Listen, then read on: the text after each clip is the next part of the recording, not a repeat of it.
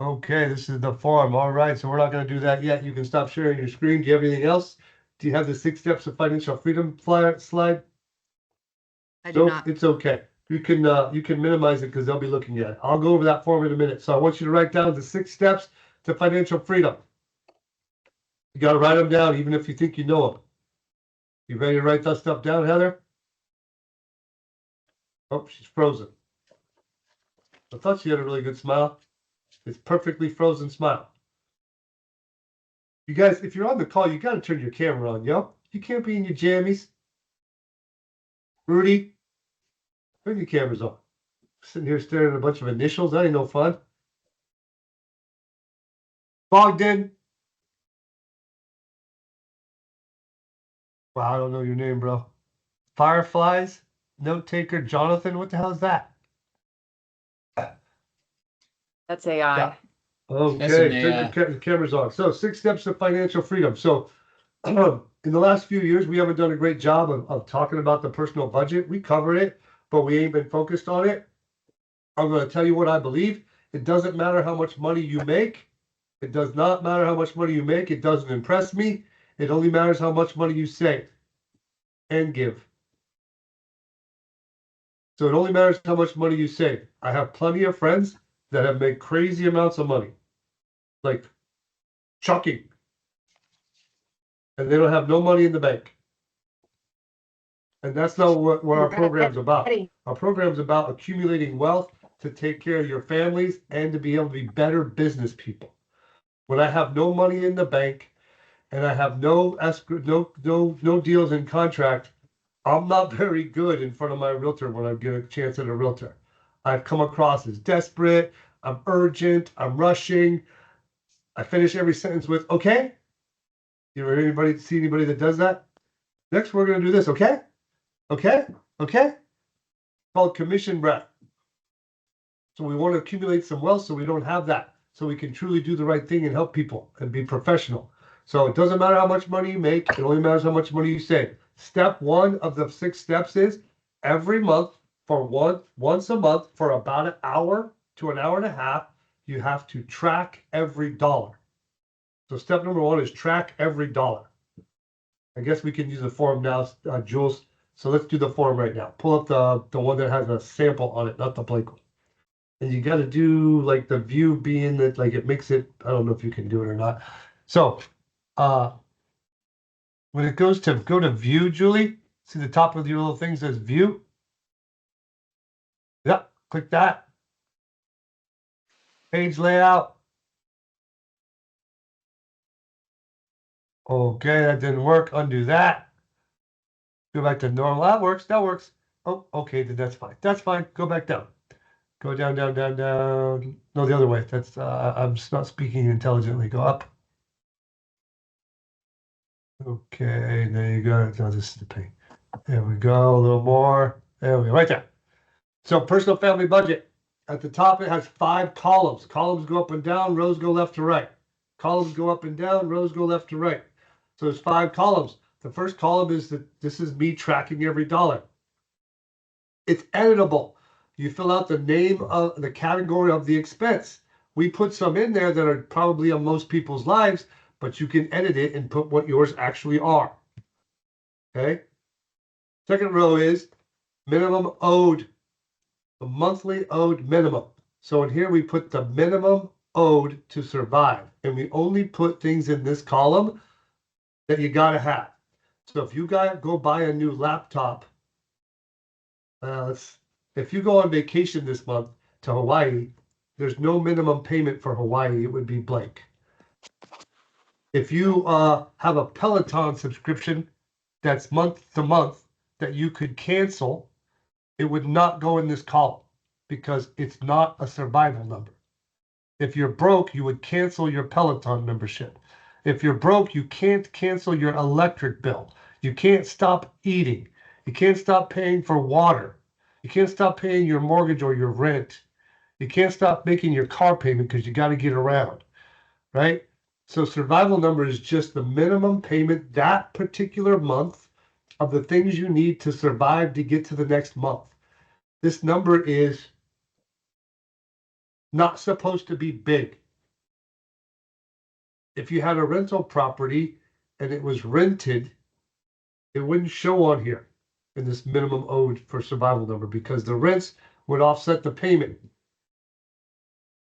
So this is just a minimum survival number. So then column 3 is the total paid by category.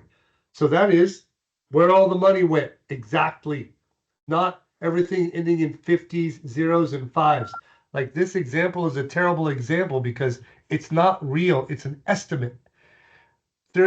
Everything ends in 50 or 100 as 5s and zeros. That's someone who's estimating their expenses. That's not how you do this. You got to put down what you really paid that month exactly on your house payment, what you really paid on the minimum payment on your Visa, what you really paid for your gas bill. Your gas bill wasn't $50 exactly. Your gas bill for your house was $39.65. Put that down. Make it exact where the money went. Column 4 is the amount you saved. So in this example, it says they got a house payment. They owe $452,000. The minimum payment is $24.50. They pay $34.50. So we count that as savings because they're prepaying on an appreciating asset. So that's savings. If they prepay on a car, that's not savings. Questions on that? Okay. No. And then column number 5 is your paychecks that you received that month. So I pay my bills on the 28th of the month. By the 28th of the month, I've received all my paychecks for the month. I got all my bills that came in that month, all my paychecks that came in that month. I sit down in front of my computer. I go on the Golden One's website and I fill out my form. Go to the bottom, Jules. Okay, a little higher. Nope, the other way. Sorry, higher, lower is not the right thing. Stop. So right here it says the 401k line number 42. Do you guys see it? So line number 42, there's nothing in column C because C is minimum owed. You don't owe no money on your 401k contribution. There's nothing in there. There's nothing in column D, which is total bills paid, because you don't write a check to your 401k. It comes out of your check before you ever get your check. However, you did save it, so it only shows in column 4. Sit with that. There's never an entry on your 401k in column in C or D or F because it is saved before you got paid. But you did save it, so you get to put it in column 4 and count it. If you're not in the 401k program on Summit Funding at this call, you must get into it by January 1st. Non-negotiable. The company matches. It's tax deferred savings. I don't care if you have to start with just $100 a month going in your 401k. You should max it out if you have the capability, but you got to start. So I wanted to show them that. All right, so turn your screen off, Jules. So step number 1 is track every dollar. In the coaching program, the coaches will go over it with you. On our website is written instructions how to fill out the form. So track every dollar. Step number 2, now you're going to hear coaches say things that make me want to strangle them in a loving, heartfelt, brother-sister way. Oh, well, I don't really do it that way. I did this first. Don't listen to them. Listen to me. If I could give you a guaranteed rate of return investment of 18%, would you do it? Guaranteed, no risk. Would you give me your money? Like, Yes. no risk. There's no chance that I'm Madoff and going to take off with your money. Whatever that guy's name is. Bernie Madoff, whatever his name was. So you would all do it, right? Okay. Well, when you pay off your credit card, you just saved 18% guaranteed. So that's step number 2. Pay off your debt. So here's how you pay off your debt. On the form, and Julie, I'm going to have you bring it back up one more time.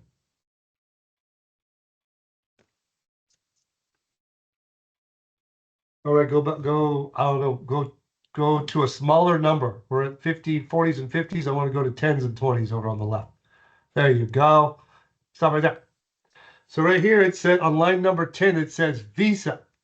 So this person opened their Visa bill and the balance, not the owed, but the balance on their Visa bill. See the letter B right there next to Visa? It says Visa and it says B. B means balance.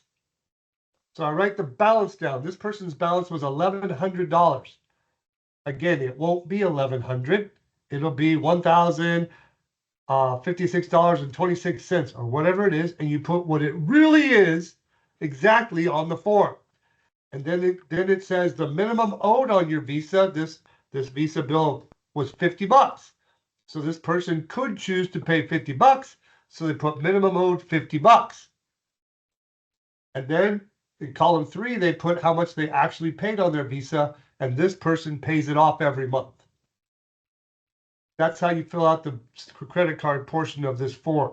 So when I'm coaching you, I know how many credit cards you have, I know the balances, and I know what you paid on them, what the minimums were, and what you chose to pay on them. I can coach you. Here's how we pay off debt. We start with credit cards first to pay off. So you're going to list your credit cards in column 1, highest balance to lowest. The highest balance on top, and then as you go down the next by descending balance. I don't care what the interest rate is. The difference between 16% and 18% on your credit card, I could care less. Okay? So then you're going to make the minimum payment on every single credit card except the one with the lowest balance. Anything extra you have that month, you're going to make extra payment on the one with the lowest balance until it's gone. Then you're going to have a little spin around pretty. You guys know what a spin around pretty is? My niece lived with me for 2 years. She's a cute little girl. Whenever she got a new dress, she ran in the living room and did a spin around pretty. Little dance, because you paid off a credit card. So then you work your way up. And after each credit card paying off, you get to do a little spin around pretty. And then when they're all paid off, you got to have a plan. So you tell your spouse, hey, when we pay them all off, we're going to San Diego for 3 days. We're driving, we're camping, we're not spending money, but we're going to go to the ocean and hang out or whatever. But you got to have something that you're going to get when you finally pay off all your bills to celebrate. And it's not spend a lot of money, but it's something you can look forward to. But credit cards debt is a wealth killer. It just stops you from building wealth. So that's how you do credit cards. That's step 2. Step number 3, go to the bottom of column 2, Jules, where it shows the balance, the total of column 2. This person's survival number, see it right there? It says $6,760. It says survival number. So this person, their survival number is about 6,700. For a family of 4 and a loan officer who's been in the business a while, making pretty good money, that's about a good survival number, about $7,000. If you're new, your survival number could be a lot smaller. It should never be a lot bigger. If it's a lot bigger, you better have millions and millions and millions of dollars in the bank for your survival number. They spend 20 grand a month, but 4,600 of that was savings, so they really spend about 15 grand a month. They spend 15 grand a month. Isn't it crazy? I never thought I would spend 15,000 a month. But so their survival number is step number 3. They know it's 6,700. Right down here, it says on line number 49 and 50, row 49 to 50, left to right, it says money market float needs to be 3 times your survival number. So 3 times 6,760 is 20,280. So this person started tracking their money. That was step number 1. Then they paid off all their credit card debt. That was step number 2. And then they saved 3 times their float. They're supposed to save $20,000. That's their float number. But they're not there yet because their money market balance right above it is $13,320. So this person is actually kind of right at step 3. They got to save their float in a savings account that's easily accessible. That way, when your car breaks, you pay for it from there. When you want to go to Hawaii, you don't have to rack up the credit card debt. If you go to Hawaii and spend 10 grand, and then you pay 18% on 10 grand, which is 2 grand a month in interest, and you take 2 years to pay it off, and the trip cost you how much? A lot. Like 30 grand is what the trip cost you. So we can't have credit card debt. So that's step number 3. Save 3 times your flow. Step number 4. Invest. Max out your 401k and deferred savings opportunities. Max out your 401k and your deferred savings opportunity. Lots of coaches will say, oh, well, I teach my people to save their float first. That's stupid. You get 18% return on your money by paying off your credit card debt. Pay off your credit card debt. If you get in a pinch, you could rack it back up. Don't worry. Pay off your debt. Then save your float. Then max out your 401k and your IRAs if you can. And load up your IRAs. Inside of each 401k or IRA, you can invest in stocks and bonds. So the two that I tell people to or recommend, or the 2 I invest in, you do what you want, is the S&P index fund. That's just a standard. It's the S&P index. You buy a mutual fund that's the same thing as the S&P index. An index just means measurement. So the S&P is a measurement of a small section of the stock market. It's like 500 companies, and it tracks those 500 companies whether their value went up or down. And if you go meet with financial planners, they'll say, well, I almost beat the S&P index last year. Or I beat the S&P index by 0.5% last year. They compare their results to how that index did. So I just buy the index. I buy that group of stocks. It's safe, it's diverse. The other thing I buy is through Fidelity is their Admiral 500 mutual fund. That's it. I just buy the same one over and over and over. I don't know enough about stocks. I don't know enough about bonds. And those perform, and it keeps it simple for me. So you're gonna max out your 401k. They're gonna ask you how do you want to invest it. They're gonna ask you how old you are, and I recommend you tell them what I just said. So now you've tracked all your money, you paid off your debt, you saved your float, you're maxing out your 401k. So if it's like 12, I don't know what it is, but let's say the maximum you could put in your 401k was $12,000, then you would put $1,000 a month in there. You take whatever the max is and divide it by 12, and they'll take that much out of your paycheck each month. In the beginning, if it seems like too much, just start with a little bit out and then keep increasing it until you max it out. Do not go on to the next step, step 5, until you've maxed out these savings of your 401k. Too many of you are forgetting that step. It goes in tax-free, it grows tax-free, and the company matches a part of it. You only get taxed on it when you take it out. That's fair. I get to put it in there without paying taxes on it. It gets to grow annually without me paying taxes on it. The company gives me extra to encourage me to save. And then when I get older and I start taking it out, I just get taxed on it as if it was income. That's fair. Do it. So after you've maxed out your 401ks, the 5th step is invest monthly in mutual funds. Invest monthly in mutual funds. So for me, once I did the first 4 steps and I got to the 5th step, I just started with $500 a month going out of my checking account. Actually, it was out of my paycheck. Out of my paycheck, $500 a month automatically to my financial planner. And I set a meeting with them up every 3 months. And at the 3-month mark, we'd either increase it or not, depending on how I was doing. I just keep increasing it every 3 months.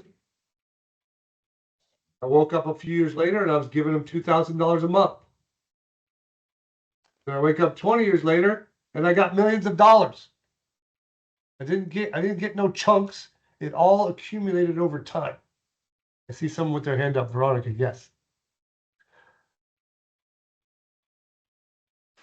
So on our 401k, who do we reach out to manage, like allocate where we want our funds to go? Like Well, someone my age, are I you in the probably, 401? Yeah, are you in the I- 401k yet? I did sign up for it, yeah, Yeah. When did you sign up? when I got hired on When did you get hired? Huh? October 17th. Yeah. Are they taking it out of your check yet? Yes, they've started. Okay. So if you email HR, they'll give you the contact person. Okay, If you don't tell them, they put you in the normal, like, conservative thing. right. Okay. I think our 401k is managed by Schwab. Mm-hmm. Yeah. Schwab is a discount brokerage. So Todd saved a bunch of fees, which help our return on our account and save you money. But you have to pursue them a little more than a normal financial planner, right? You've been to Nordstrom's, right? That's a normal financial planner. You've been to Walmart, right? That's Charles Schwab. You just got to pursue it a little bit. Good question. Okay, so now you're investing monthly in the mortgage, in the mutual funds. The sixth step. Now you're going to talk to people that have been around this forum for a long time, and they're going to talk about 6 steps and 7 steps, and it used to be this and it used to be that. Don't listen to them. Listen to me. I flunked out of college. I was on academic probation 6 times. I've been at one mortgage company my whole life. I've done 5,000 mortgages. I did realtor business and builder business, and I have $7 million in the bank. It's ridiculous. And the only reason is because I did these stupid 6 steps, and I got coached in my career the whole time. The most my brother ever made is 90 grand. The most my dad ever made was 125. I just got lucky. So just copy me. So the next step is prepay on your mortgage. You're tracking all your money. You got no credit card debt. You got your float account for when things happen. You maxed out all your 401ks and you're investing monthly in the market. You're accumulating savings. You wake up 3 years later and wow, you got a couple $100 grand in the bank. Wow.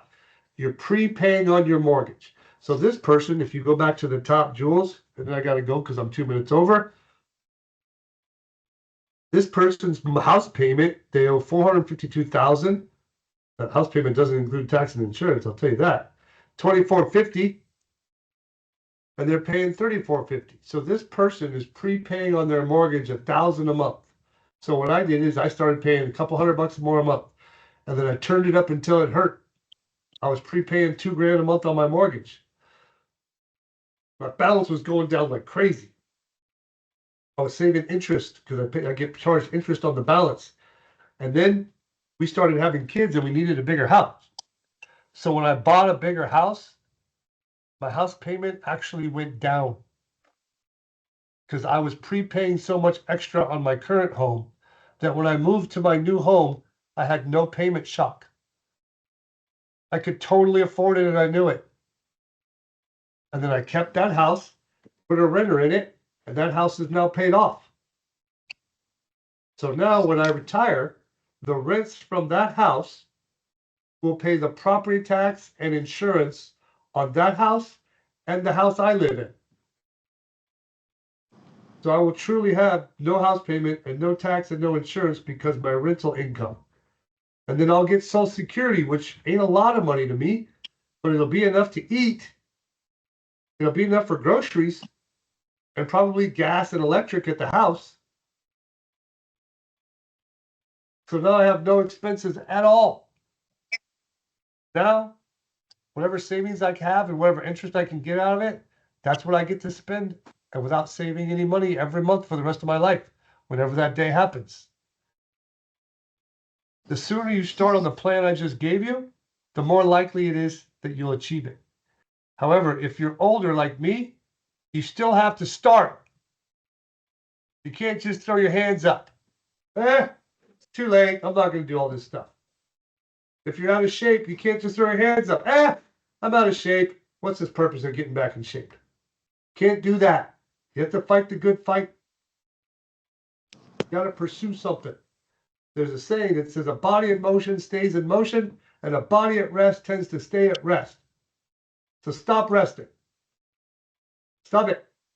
Don't rest so much. There'll be plenty of time to sleep when we're dead. Like, work on being a better business person. Work on being better with your money. Share what you learn with your kids and other people. Be part of a community. That's what next level coaching is. So I'll take a couple questions if you have to. I ran over time. I apologize. So I'll take a couple questions as a chat, or we can leave. So I'm ready to someone ask me a question.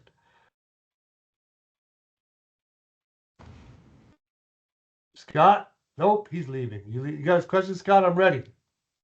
So once you are done paying off your credit cards, you just go straight to your smallest loan at that point?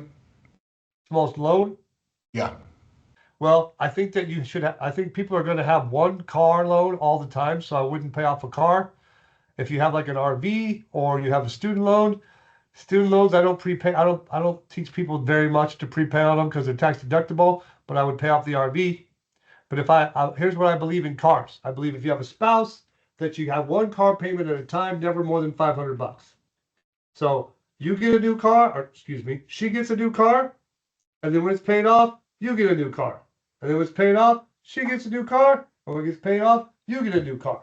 So every 10 years, you get a new car. Take care of your car. Okay. That's what I believe. Good question. I have a question. Any more Jim. questions? I do. Yes, Can you hear? Carol. So the money market balance, where do you keep that money? Yeah, so money market is a fancy name for savings account. Got So it. I bank at the Golden One. I have a checking account and a money market savings account. The difference is for the money market savings account, you get a little more interest. That's it. Got it's it. not And a- your goal is to have 3 times the survival in the savings account. It's not a goal. It's what I do. Got it. As soon as I have it, that actually I bring this to Carol, you bring up a good thing in my head. As soon as I have 3 months in there, I give all my money, each paycheck, anything extra. I paid off my bills. I've maxed out my 401k. I have my float. Anything extra, I send to my financial planner and buy mutual funds. I don't keep money around. I never let my money market, my float account get bigger than 3 months. Because the one time I did, I let it get to $100,000. I bought a bunch of shit I never knew I needed. Can't have money laying around. It'll go. All right, Lenore. So I've been doing this for the last couple of months with my husband, and I put our income in there, and he also gets expenses through work. So I threw that in the income category as well. Am I doing that correctly? His expense reimbursement checks? Yes. Yeah, and are the expenses paid out of the budget, also that same account? Yes. Yeah, then yes, that's the right way to do it. Okay. I would put them on the same line, right? So I'd put husband's business expenses. I'd put 0 in column 2. I'd put what they were in column 3. And I'd put the checks deposited that month in Gotcha. column 4. They'll never be exactly the same number, right? Right, they because get there's always a reimbursed lag. But after you have 12 months of them, you can go back and start making sure you got all your money back. Right. Okay, that makes sense. And then the other question I have is we put a whole lot on the credit card and play the points game. I do currently pay it off in full every 2 weeks. That's good. So I don't carry the balance. But when doing the worksheet, it's kind of challenging to see what you're actually spending Yeah, so on the what I credit, do, on the credit card. Yeah, so what I do for people that do that is I make you break down your credit card by category and Okay. fill it out into the categories. So Target, like when I don't want to buy categories, I don't mean grocery and every single thing is grocery, right? It's like Right. Bel Air, Target, Walmart, like Starbucks, where it actually went on your credit card by category. You can go online to your statement for the month, not just the statement, but the month, right? You Yeah. can go into the credit card and go January to January 31st, and then sort by the description, and it'll block it for you. And then you can total them really easily. So you can find out how much you really are spending in gas for your car, how much you are really spending in Target, and how much you are spending on 25-cent coffees that cost $5. Yeah. Good question. All right. Thank you. Manny. And then I'll go Jim, to what's Steve. could you repeat, please, the name of the Fidelity Fund? It was 500. I didn't catch the Admiral end. 500. Or Admiral 5000, I think. Thank you. Yeah. Steve. Hi, man. So I don't have a 401k, as you know, because I'm a realtor, so we don't have 401ks. Our We have company SEP IRAs, does and you can put up to 60 grand a year in there. SEP IRAs. SEP IRA, self-employed pension IRA. So you go to your CPA. If you're a realtor, you should be using a CPA, Yep. not a tax preparer. Yep. Keep you out of trouble. And then you need to be like, when I go interview a tax preparer, CPA person, I'm like, and my financial planner, I'm like, look, I'm not paying you to put the numbers on the lines. I can put the numbers on the lines. If you shut the door and spend a Sunday morning 4 or 5 hours with a software program, even I can fill out my taxes. Okay, it's not that complicated. What I'm paying you for is to make me do the things I should be doing. Make me write a check to my SEP IRA before December 31st. Like, make me do the stuff and come up with stuff to help me save taxes and build wealth. And if you're not gonna, then I'm gonna go find someone else. The other question I had was in regards to paying your debt off. My wife and I, let's say I make $20,000 that month or whatever, and we'll put like 4,000 to one credit card, 3,000 to the other, 4,000 to mortgage, whatever the shit is, and then it's gone. And I gotta wait till the next paycheck comes in, then the next fucking paycheck. It's just super frustrating. How do you Most balance frustrating period of my life was trying to get on this budget. So it's Okay. normal to be super frustrated and for it to take a long time. It took years for me to get it down. Years. A personal budget class more than 40 times. You're gonna have to live out of the cupboards. You're gonna have to live out of the freezer. You're gonna have to not spend money even though you have it. You're gonna have to not carry the credit cards. You're gonna have to act poor for a couple months so you can get ahead of it. Right now you're in arrears. Right? You're always behind.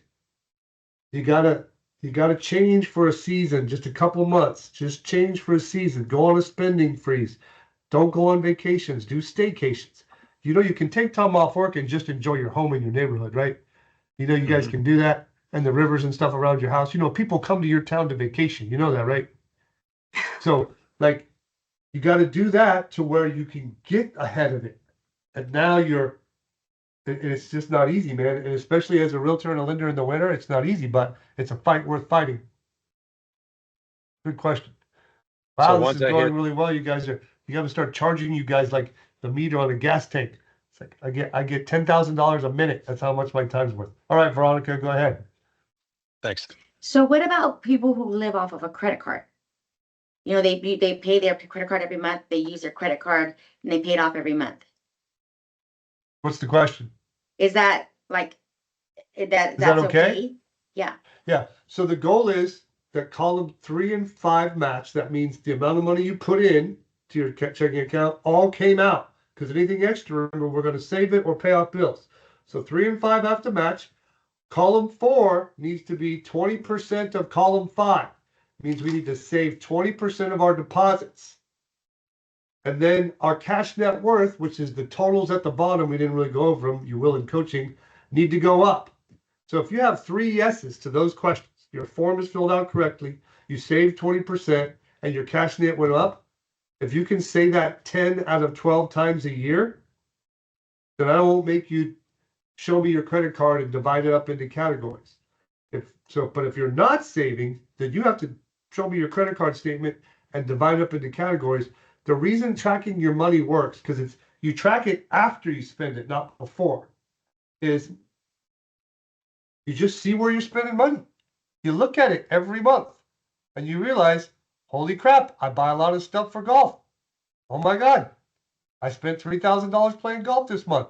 I didn't realize that. Maybe I should find a cheaper way to play golf. I don't want you to just stay home and be bored, but you know there are cheap golf courses. Like, you don't have to play Pebble Beach every time, Jim, right? So just being aware is the key. But if you're saving 20%, Veronica, and you're saving, your wealth is growing, I'm not going to make you be that aware. You could choose to. So the budget sheet that we turn in on our first coaching call in January is for what was spent in December. Pretty much that's the right way of thinking of it. It's whatever bills, like on December 28th, you're going to write checks. Whatever money you deposit on that day and had been deposited for that whole month, and whatever checks you write. Like if you spent it in July and the bill finally got here in December and you wrote the check in December, then you put it on December. It's when you spend the money, not when you enjoy the spending of the money, but when you scratch out the check. Okay, I got time for one more question, then I got to roll. Who's got one? That's not gone yet. Anybody? Okay, hold on. I got to do something here. Vinny. What's going on, Jim? Thanks for doing this. Yeah. One of the questions that I have is the commission roller coaster, right? So we're all in commission, and you're talking about going ahead and paying everything, having a dollar assigned every single month, which is awesome.